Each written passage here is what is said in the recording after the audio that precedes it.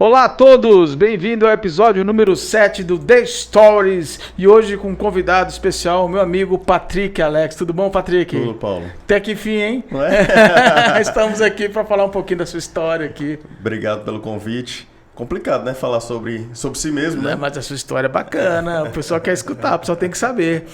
Quem é Patrick Alex? Quem é o Patrick? Pessoa física, pessoa jurídica? É o Patrick S.A. Paulo, hoje eu sou empresário, né? Hoje eu sou diretor de um grupo de empresas do ramo de locação, né? A gente tem hoje a CSTech, que é uma empresa de outsourcing de TI, é uma empresa que está presente já em todos os estados brasileiros. A gente tem a CS Gerpower, que é a empresa de locação de equipamentos de energia, então entendo energia como grupo geradores, torres de iluminação, acessórios. E a gente tem a CS Log Service, que é a empresa de locação de equipamentos audiovisuais para eventos corporativos, né? Congresso, palestras, esse tipo de evento, né? Que começou basicamente com isso, né? A minha história e a história da CSI, ela se confunde em vários aspectos, né? Porque fui eu que fundei a CSI há 24 anos atrás. Eu sempre me perco, 23, 24. Parece que faz muito tempo mesmo, né? Fui emancipado para poder abrir a empresa. Mas tu começou muito cedo, né, Patrick? Vem uma história pessoal aí também, né, Paulo? Minha mãe se separou do meu pai ainda grávida, né? Me criou numa máquina de costura.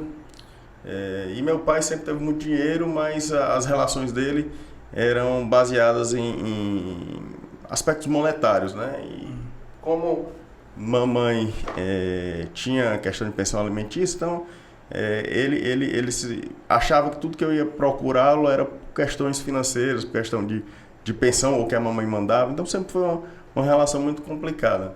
E aí com 9 anos de idade eu comecei realmente a trabalhar. Com quantos anos, Patrick? 9. Gente, 9 anos de idade. Isso aqui em Fortaleza? Aqui em Fortaleza. Eu queria ter minha independência financeira. E assim, naquela cabeça de menino, eu tinha botado na cabeça que um dia ter muito dinheiro para mostrar pro meu pai que eu queria dele não era o dinheiro, era o afeto, era o carinho de pai, né? E aí eu comecei a trabalhar com 9 anos e fui dar aula particular de informática, né? Eu era aluno do Cristo. Teve a oportunidade de ser monitor lá no colégio. No laboratório. No laboratório, aprendi algumas coisas e depois estava dando aula particular de informática, né? Fui carteiro do prédio, então eu morava num prédio de 3 andares, e aí você tinha que pegar a correspondência numa caixinha de correio e entregar de porta em porta. Né? Todo mundo tirava onda comigo, olha o carteiro e tal, não sei o quê. E eu não ligava porque eu já tinha minha independência financeira ali. Né? Eu tinha meu dinheiro para poder alugar minhas fitas de videogame, comprar minhas revistinhas em quadrinho. Então, assim, já me virava ali. Então, o seu lado empreendedor começou bem cedo mesmo. Começou. Eu acho, não sei se foi uma necessidade que eu mesmo criei, né? Ou se foi realmente o DNA de empreendedor, né? E aí fui empreendendo dentro das possibilidades que eu tinha na época, né? Então, eu fazia aquelas pulseirinhas com nome de linha, eu não sei se você lembra. Hoje me lembro, foi moda, né? Foi moda, hoje em dia eu acho que não tem mais isso não, né? E vendia no colégio com o nome do pessoal, fazia adesivo com papel compact, cortava ali os adesivos, fazia, vendia. Então assim, eu me virava da forma que eu podia, né? E aí fui crescendo dentro da área de informática ali no colégio, surgiu a gravadora de CD. Aí se eu tenho alguma coisa que eu fiz de errado, talvez tenha sido gravar CD, né? Eu comecei gravando coletâneas de CD, de músicas. Para algumas pessoas, aquela gravadora de CD era copo para colocar porta-copos, né? Mas eu comecei, Paulo, eu tinha 2 motoqueiros na porta de casa naquela época, com 15 anos de idade, entregando CD. Né? E aí eu gravava, e na época era difícil você ter cópia de software e tudo mais, e aí eu fazia aquilo ali e reproduzia para a turma. Ganhei muito dinheiro na época, era como se eu estivesse ganhando hoje aqui, um menino de 15 anos, equivalente a, sei lá, 20 mil reais por mês. Poxa, né? caramba. Líquido, né? E aí eu vi que aquilo ali não era para mim, né? E abandonei esse negócio, passei um ano nesse negócio, disse, não quero fazer isso. Posso estar fazendo alguma coisa de errado, né? Então não é isso, nunca fui... esses valores nunca foram... isso ia de encontro aos meus valores, né? O que minha mãe ensinou não era isso daí, e aí realmente deixei. E tive a ideia de criar um plano de saúde para computador. Plano de saúde para computador. O cara pagava R$30 por mês. Eu vou contrato de manutenção. Mas já tinha um marketing em cima disso, né? Tinha. Aí eu peguei um ônibus, fui no centro da cidade, fiz um cartazinho no Print Artist. Não sei se você lembra. Novo. Tem uns 20 anos, 20 e poucos anos isso daí. Fiz um cartazinho e fui no centro da cidade tirar xerox. E aí fiz vários panfletinhos e fui entregar isso no sinal. Tu mesmo? Eu juntei 2 amigos para me ajudarem. A gente foi no 7 de setembro. Eu lembro que foi no 7 de setembro. A gente distribuindo no 7 de setembro, colocando nos carros. Aí no dia seguinte o gerente do hotel me ligou e disse assim, Patrick, Iracema Residência, né? Era o seu Hernani, era um português. Patrick, eu queria que você desse um pulinho aqui, porque a gente tem um problema na rede da gente. Isso através dos panfletos. Eu peguei seu panfleto, né? Ele falou, e aí eu queria que você... No dia seguinte, isso era no 7 de setembro, no dia 8, ele me ligou. E eu queria que você desse uma olhada na rede, se você conseguir resolver o problema, a gente lhe contrata e você fica prestando serviço pra gente. Eu digo, perfeito. Vou aí à tarde. Aí fui. Aí ele disse, Patrick, tem um problema hoje, a gente não consegue imprimir da recepção para telefonia. Na época, os hotéis tinham um setor de telefonia, né? Isso, exatamente. Eu disse, posso dar uma olhada. Aí eu disse, a minha rede é uma rede novel. Você entende novel? Aí eu disse, entendo novel. Foi a primeira rede, né? Foi, Paulo. E aí eu disse, cara, entendo. Posso dar uma olhada, se quiser eu olho agora. E ele disse, não, eu queria acompanhar o serviço. Então volte amanhã de manhã, porque eu quero dar uma olhada no que você fez. E aí a gente avança. E eu saí da sala dele, né? Eu disse assim, graças a Deus, né? Porque eu não tinha a menor ideia de como é que funcionava a novela, né? Como é que é? Eu fecho o negócio, depois eu corro atrás, né? Sempre foi assim, né? Tem que ser. Eu parto do princípio, se alguém sabe fazer, eu também tenho a mesma competência para fazer, né? É só estudar. E aí eu saí lá do hotel, passei na livraria, o livro técnico, que pertinho, antigamente técnico, era. Era Dom Luiz, né? Era Dom Luiz. Aqui na Dom Luiz, aqui. Pertinho aqui do Express Space. E comprei 2 livros de novela. Até procurei esses livros, Paulo, para guardar, porque aquele livro foi o início de tudo. Nossa. Né? Não achei esses livros mais. E aí estudei novela a noite todinha, madrugada. Virei a noite estudando novela. No dia seguinte resolvi o problema dele em meia hora. Né? E aí fechei meu primeiro contrato de manutenção. Com esse hotel aí? Com esse hotel. Aí tive a brilhante ideia de dar suporte técnico 24/7/365. Aí passei... Era plano de saúde mesmo. Era. Mas naquela época eu tinha 17 anos, né? Então assim, tava no 3º ano, ainda tinha gás, conseguia virar à noite, né? Conseguia não ter descanso, então eu disse, poxa, é a hora agora. E aí comecei a prestar um bom serviço. Pra você ter uma ideia, no término de um ano, eu já era gerente de CPD de uns 10 hotéis, né? Rede Otom, e tudo trabalhando 24 horas. E fiquei nessa ciranda aí por alguns anos. Ainda não era CSI ainda não, né? Não, era... Eu sempre tive mania de grandeza. E aí eu criei o nome Holding Informática, né? Hold? Nossa. Holding Informática. Aí, Paulo, era Holding Informática, né? Então eu criei um nome bonito, Grandioso, né? Na época não tinha holding, eu achava que era bonito, né? E comecei com holding informática. E aí surgiu a oportunidade num hotel, né, que era da Rede Autom, né? O seu Donizete, que era o controller de lá, disse: pô, Patrick, por que você não loca equipamento para evento também? Porque, pô, a gente confia muito no teu trabalho aqui, é uma oportunidade, tem um cara aqui que está ganhando muito dinheiro com isso, acho que seria uma grande oportunidade para você.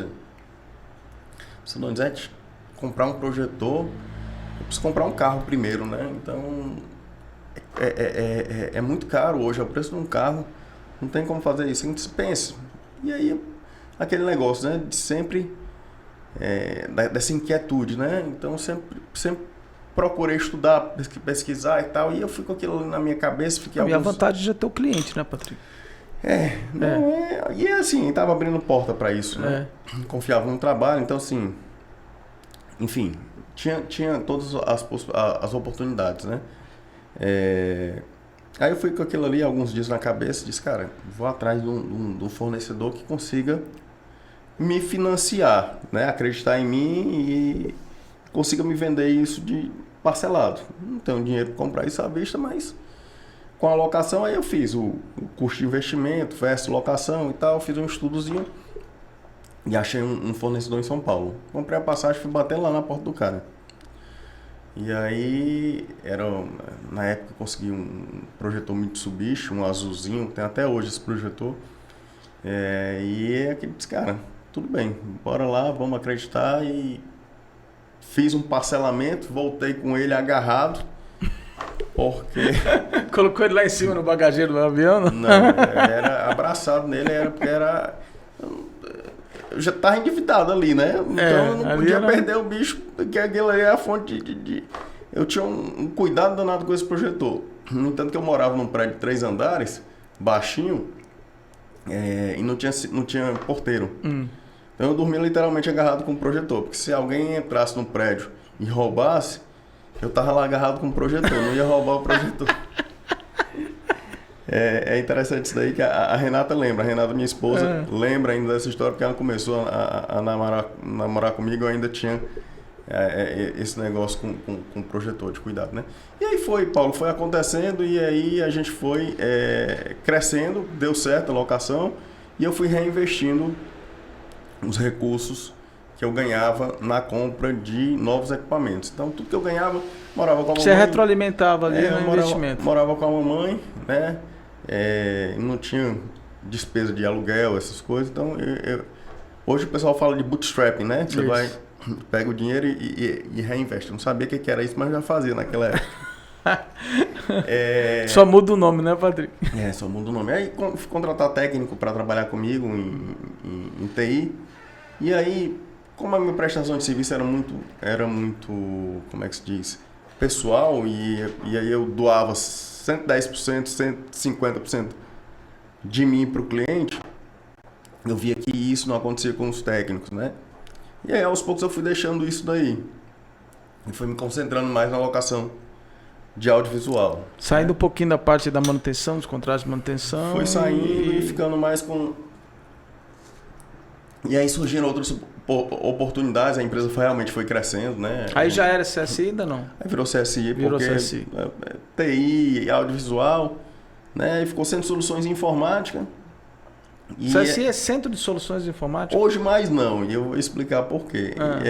E aí foram surgindo oportunidades para a gente começar o outsourcing dentro disso, porque o cliente que locava o audiovisual precisava de equipamento para a empresa dele também, e aí a gente começou com 10 computadores locados. Hoje a gente tem mais de 10 mil ativos locados. E aí a gente foi agregando serviços aí. E aí veio o grupo gerador também, porque o cara alocava equipamento para eventos e precisava alocar o grupo gerador. Então, tudo isso sempre foi com o pé no chão, entendeu, Paulo? Gerador, a gente não começou com 10, 20 geradores. A gente começou com 2 geradores, né? Hoje a gente tem mais de 100 equipamentos. Foi sempre muito, muito devagar e reinvestindo, né? Sem endividamento.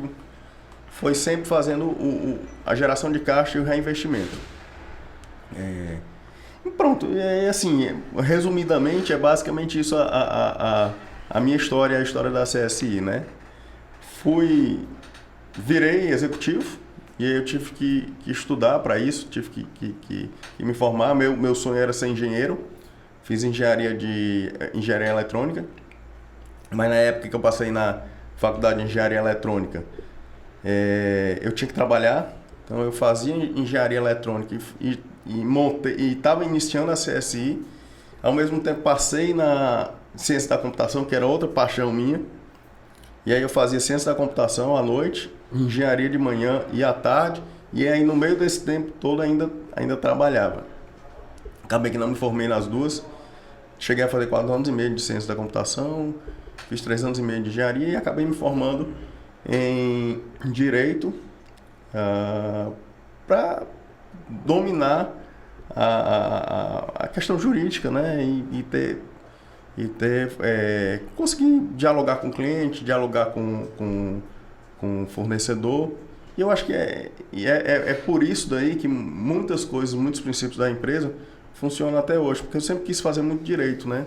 Então hoje a gente vai fazer 24 anos de empresa, a gente nunca teve um processo trabalhista, nunca teve um sequer fiscal, tributário, nada. Então a gente sempre fez como tinha que ser feito. Né? Então acho que é basicamente isso. Gente, vou finalizar esse primeiro bloco aqui. No segundo bloco nós vamos falar um pouquinho de inovação. Né? Vamos falar de pandemia e o futuro do segmento, né, Patrick? Para as pessoas que estão nos assistindo. Já, próximo bloco, Patrick Alex, da CSI. Show. Essa aí de volta no segundo bloco do The Stories, episódio número 7, com Patrick Alex, aqui, CEO da CSI. Patrick, a história de inovação sua começou quando e qual o seu relacionamento com a ISO 56002? Paulo, eu sempre tive essa inquietude de inovar, né?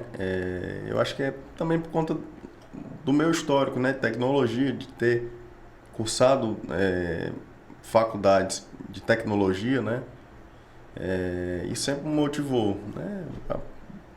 Eu criei BBS, você lembra o que é BBS? O pessoal acha que não lembra. BBS era o quê? Era o tipo podcast de hoje, não era não? Como é que era? O BBS era uma rede Bulletin fechada. Board System, né? Na verdade, era o início da internet, né? Era basicamente servidores que você se conectava nos servidores para você compartilhar arquivos, baixar documentos.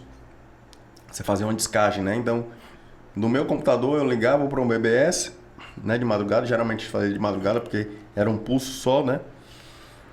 Fazia a ligação de madrugada, me conectava lá e aí eu poderia... Na linha de escada, né? Na linha de escada. E aí eu poderia fazer a troca de arquivos entre os servidores. Então eu criei uma das minhas BBS aqui.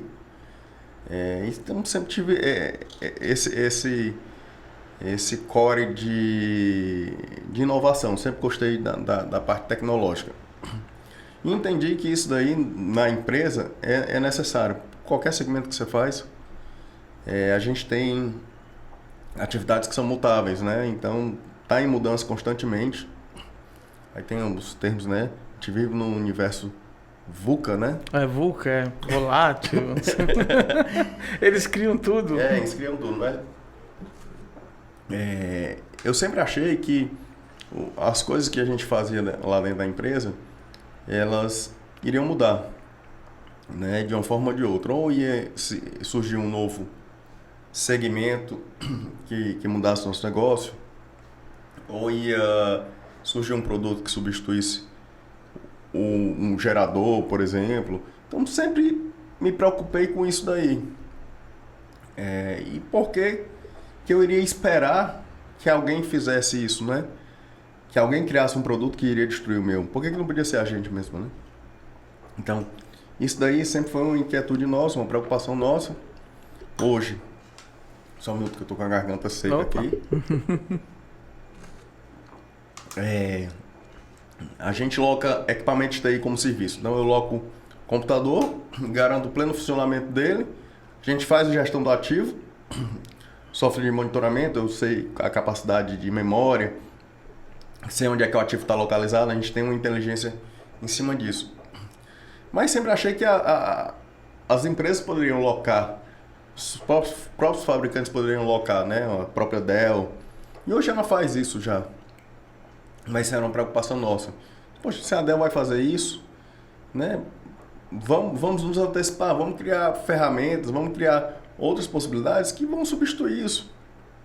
Né? A gente tem aí um tempo para crescer. Vamos surfar nessa onda, mas vamos pensar no futuro, né? Vamos substituir isso. A gente aluga gerador, né?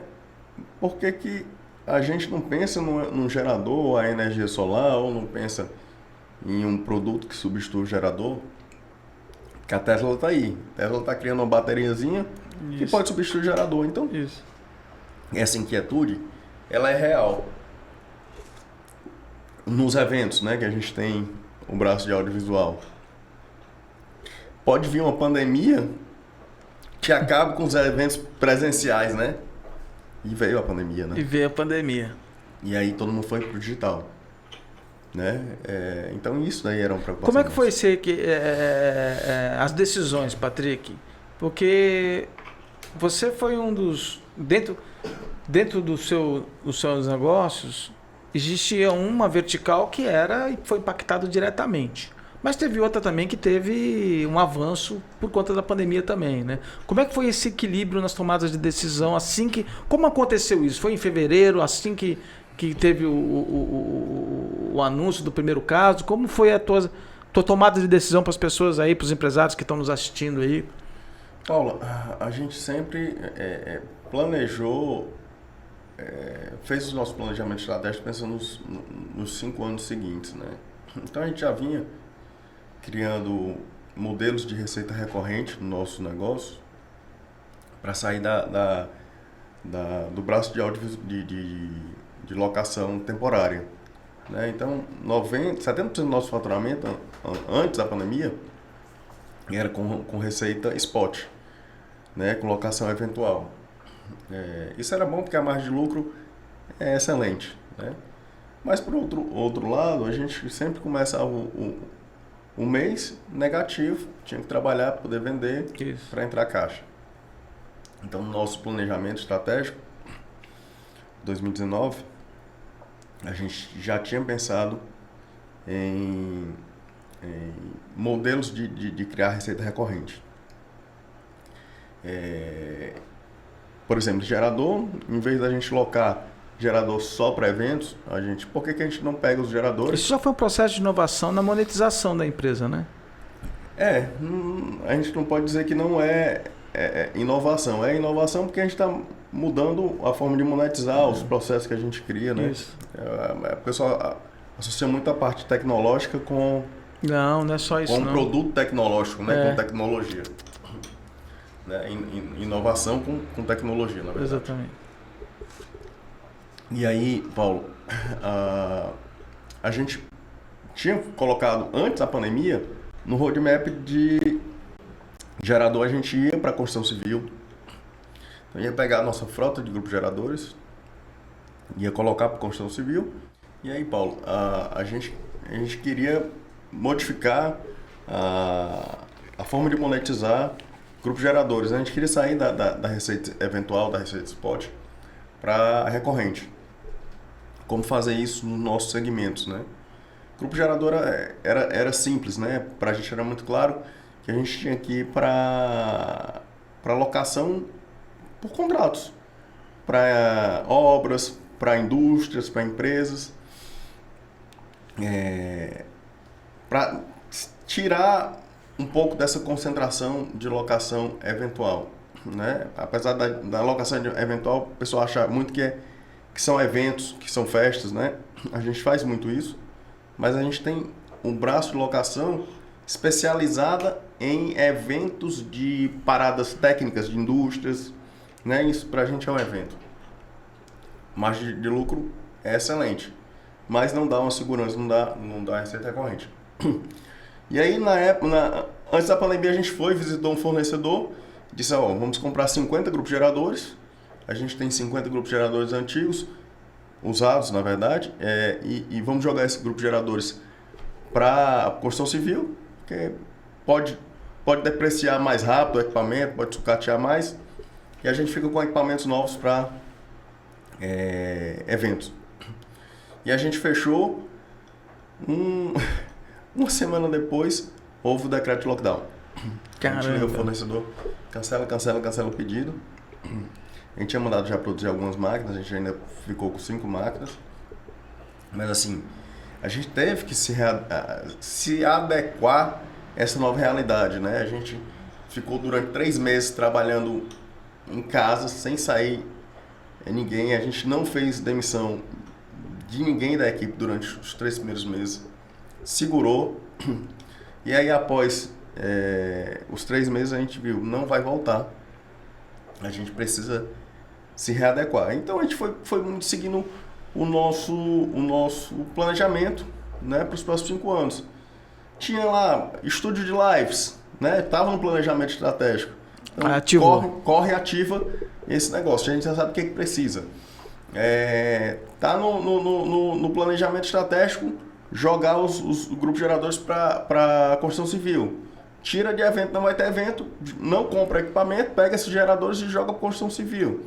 Então a gente se readaptou mais facilmente porque a gente já sabia o norte que a gente tinha. Na verdade, já tinha criado os cenários, né? Aí você foi startando os cenários do planejamento estratégico à medida que... Exatamente. A gente tem que ser muito rápido, muito flexível, né?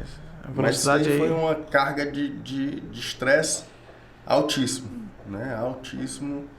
E assim, você imagina que você tá lá e ter...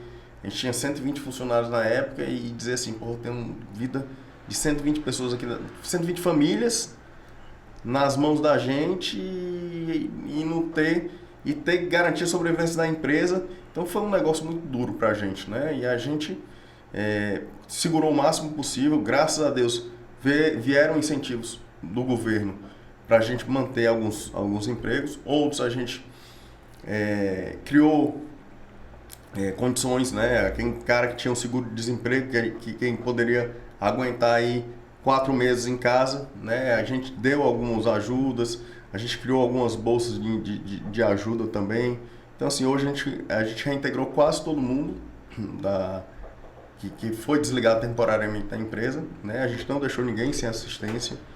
Então, assim, foi um momento bem pesado. E você tinha acabado de tirar em 2019 a ISO 56002, né? Explica para o pessoal o que é a ISO 56002.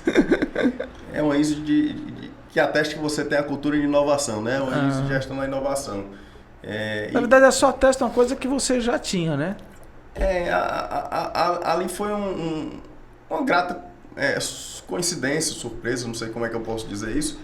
Mas a gente estava buscando, né? E você me ajudou nesse processo. A gente estava buscando as melhores práticas para fazer a gestão de inovação, né? De criar uma cultura de inovação dentro da empresa. Que era fazer com que todos nós lá respirássemos inovação. Não só o Patrick, né? Não, até o menino dos serviços gerais, lá o Claudemir, que tá com a gente há 15 anos, em pensar como é que ele pode inovar, né, e trazer retorno. Como eu falei, inovação não quer dizer que é só tecnologia. Inovação pode ser um processo que você cria dentro reutilização de água que vocês fizeram lá, né? Hoje a gente foi a primeira empresa de locação a ter o selo verde, né? Então a gente tem o selo verde porque a gente recicla a água, funciona 100% com energia solar, o fardamento da equipe com garrafa PET, aquela fibra de garrafa PET. A gente tem algumas práticas lá, reciclagem dos equipamentos da gente. A gente fez algumas práticas de sustentabilidade, né? Hoje tem a moda do ESG, né? Na época não, a gente só queria devolver para a sociedade o que a sociedade dava para a gente, né? Então, a gente aloca o grupo gerador, né? E, infelizmente ele polui porque é diesel. Exato. Então, de que forma a gente pode neutralizar esse carbono, essa emissão, né? Utilizando energia solar, reaproveitando água. Então, a gente sempre fez isso daí, Paulo. Você tinha algum projeto de inovação com geradores a energia solar, né?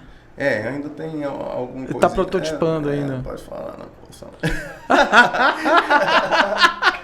Só tem um spoiler aqui agora no programa. Não precisa cortar não, precisa cortar. Olha lá, se quiser eu edito, eu falo pra ele que eu edito, deu spoiler de inovação aí. Fernando tá aqui, corta. A gente sempre teve isso daí, e era uma cultura da gente, né? Aí a pessoa, aí a gente trouxe o pessoal de marketing, por que a gente não explora isso e tal? Eu disse, por que a gente faz isso? Porque é do DNA da gente, não é pra gente explorar. Não, precisa ser comunicado. E aí eu fui voto vencido, que o pessoal dizia assim, Patrick, a gente tá comunicando, não é pra trazer cliente, é pra incentivar outras pessoas a fazerem a mesma coisa. Exatamente. Né? Aí sim, aí eu dei meu braço a torcer e a gente começou a... Porque muitas pessoas dizem, Patrick, que é quase impossível trabalhar a cultura de inovação da organização porque o risco é muito alto. Como é que você entende a diluição desse risco? Não, Paulo, assim, a gente criou esse mecanismo, a gente trouxe o Bitmodel, o BT Game, para dentro do negócio que a gente consegue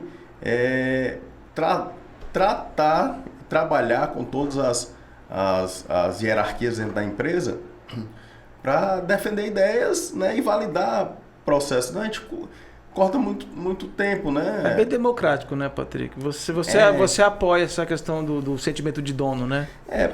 A gente tinha um andor lá, né, que era hora extra.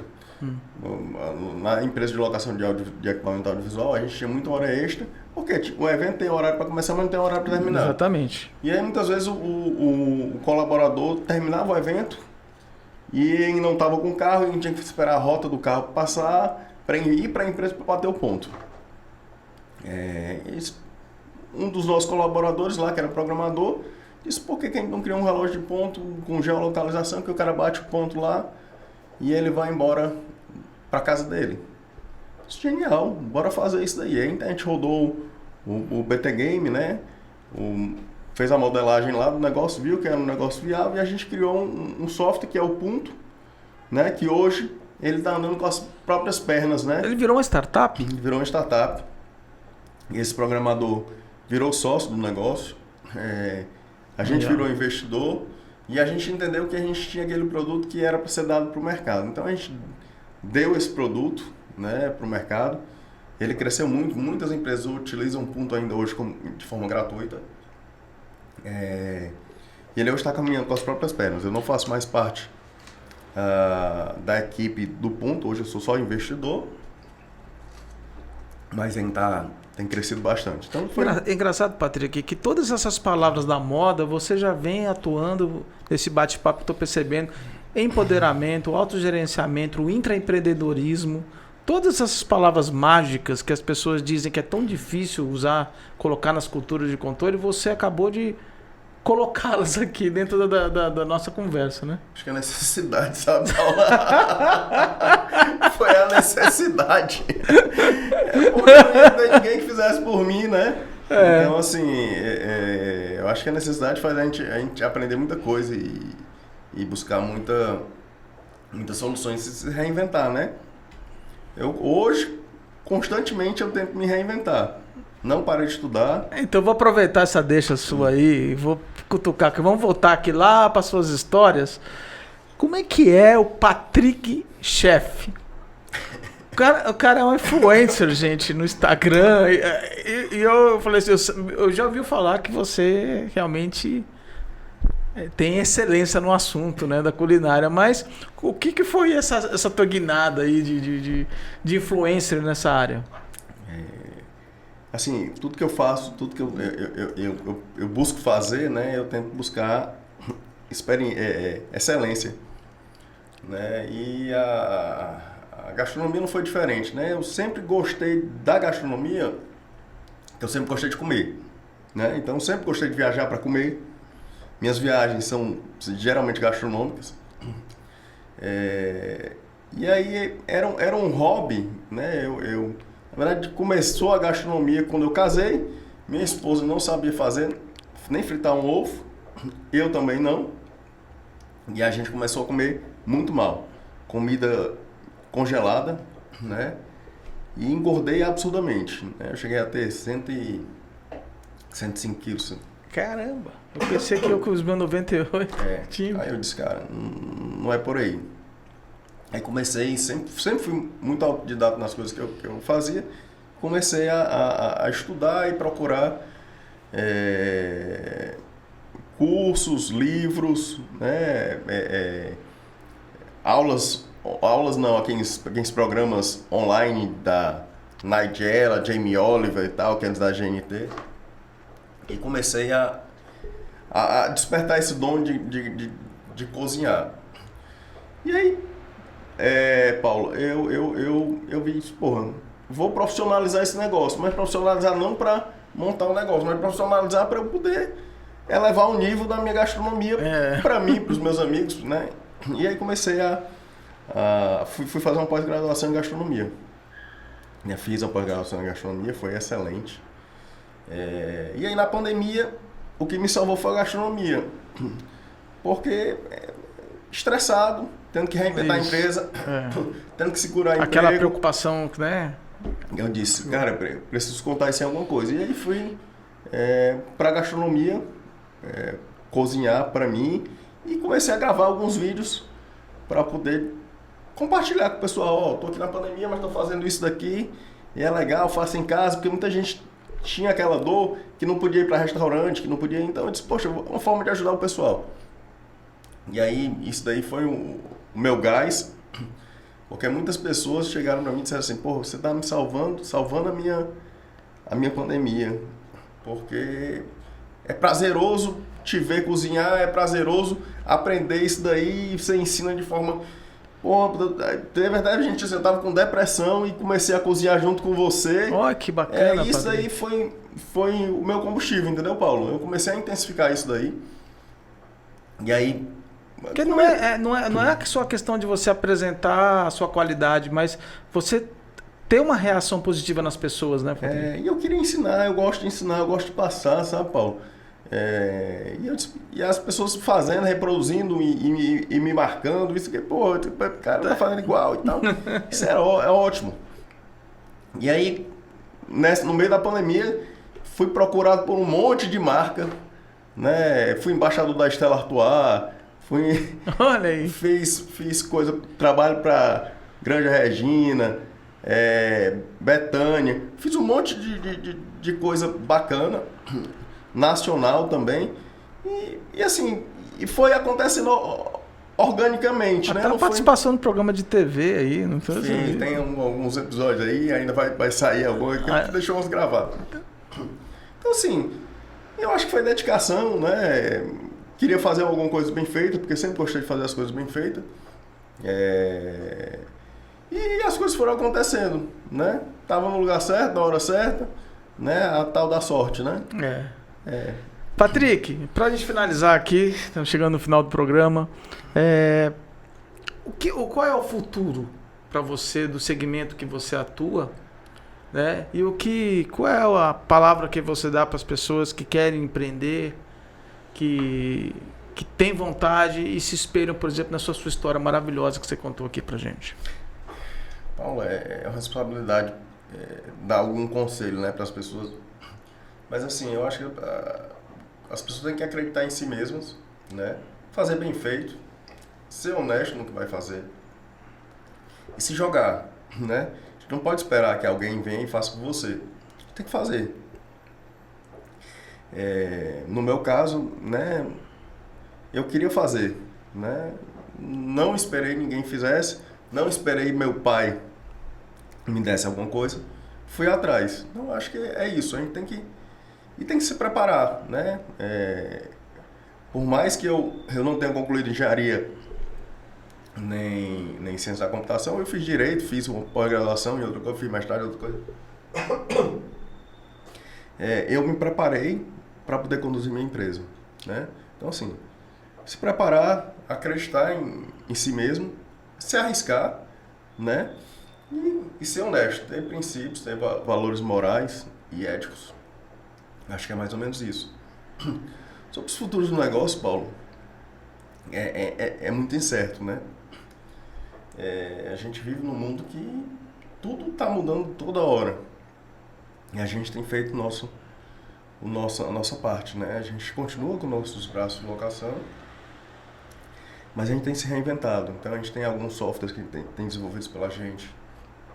E a gente tem criado algumas tecnologias para a gente estar preparado para qualquer coisa. Acho que é isso. É isso aí, gente. Patrick, obrigado, amigo, pela Prazer, presença. meu irmão. Foi muito bom. Obrigado a todos e até o próximo episódio do The Stories aqui no GC+. Até mais, gente.